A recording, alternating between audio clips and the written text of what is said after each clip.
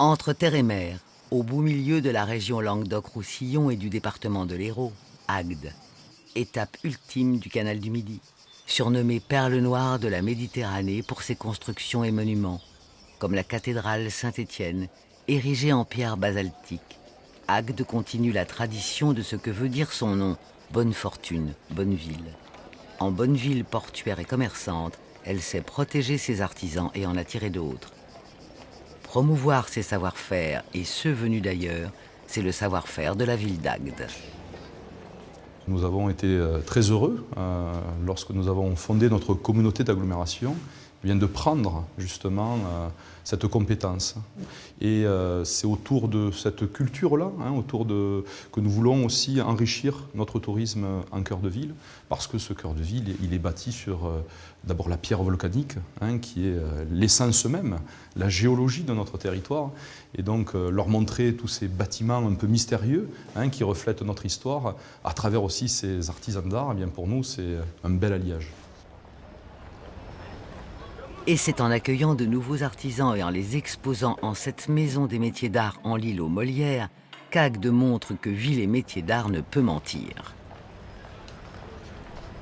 Les métiers d'art en fait et la ville d'Agde nous donnent un atelier qui puisse être fonctionnel et à partir de là nous mettre un petit peu le pied à l'étrier pour avoir de bonnes conditions de fonctionnement. Lui, Enrique Molena, est costumier tailleur de son état. C'est une robe qui a été réalisée du moins dessinée par Christian Lacroix pour Così fan tutte pour le Festival d'Aix en 2007. Et donc c'est une robe en papier, en collet de soie. Je crois qu'on est là aussi pour réinventer le centre, je crois. C'est une ville qui a une histoire quand même assez incroyable. Il y a une tranquillité, il y a un côté mer, un côté pêche, un côté qui est quand même assez incroyable. La vieille glacière. La vieille glacière, parlons-en. Elle a été creusée dans la roche basaltique vers 1657. Au pied des remparts, on cultivait la glace. Les blocs de glace étaient ramassés l'hiver, puis entreposés dans de grandes cavités maçonnées et transportés à dos d'âne.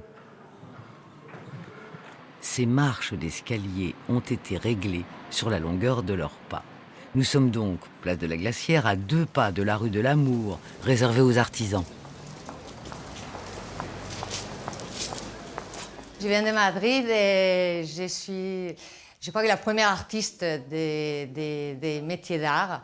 Il y a 13 ans, j'ai eu le premier local de la rue de l'Amour, un local dédié aux artistes, aux plasticiens à ce moment-là. Vu que c'est une zone touristique et il y a du passage, il y a d'autres boutiques qui ne vendent pas la même chose, mais bon, c'est touristique. Donc c'est sûr que dans le lot de passage, il y a toujours des gens intéressants qui passent. Et intéressés.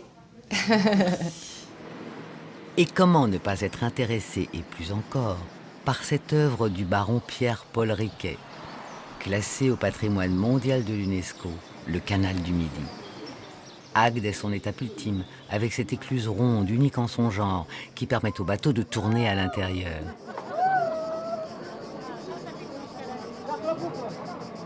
Unique en son genre aussi est ce château Laurence, construit par son propriétaire Emmanuel Laurence, sur l'îlot Belle-Île. En toute fantaisie entre art nouveau et oriental, l'ensemble est longtemps resté un mystère, à l'abandon. Il est aujourd'hui l'objet de toutes les attentions. La ville d'Agde reste fidèle à ses traditions, en accueillant des techniques qu'on ne s'attendrait pas à y trouver. Que diable, par exemple, fait ici ce créateur d'accordéon? Des choses bien différentes. Ça, c'est un projet que j'ai fait pour Madagascar, qui est un accordéon qui se fait sans clou ni vis, en bois, avec de la corde de zébu, dommage pour les zébus. Quelques rayons de vélo, n'est-ce pas? Puis bon, après, il faut faire les soufflets, etc.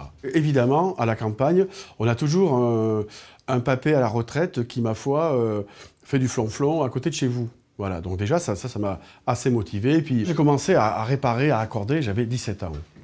Donc j'en ai 58, ça fait... c'est un bon cocktail de la vie, quoi. Même si Agde aime le trompe-l'œil, l'œil ici ne se trompe pas. On a un devoir face à l'histoire, mais aussi on a envie justement de regrouper un maximum d'artisans et ils doivent nous permettre demain, si on en compte beaucoup dans ce cœur de ville, de créer une atmosphère différente.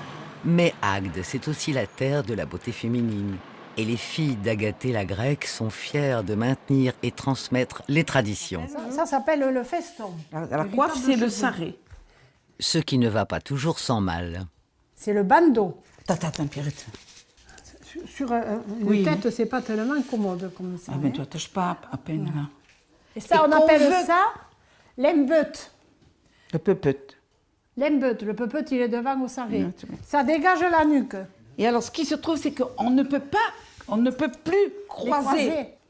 Alors, on les porte, mais on ne les porte. Nous, on a une taille un comme petit ça. peu volumineuse, tandis qu'elles avaient une taille bien cintrée, elles avaient des corsets, elles se serraient. Ce qu'on cherche, c'est à vraiment rappeler l'ancien. À imiter. À imiter, oui, mais à rappeler. Et on est sévère là-dessus. Hein. Pas question de plaisanter avec les traditions.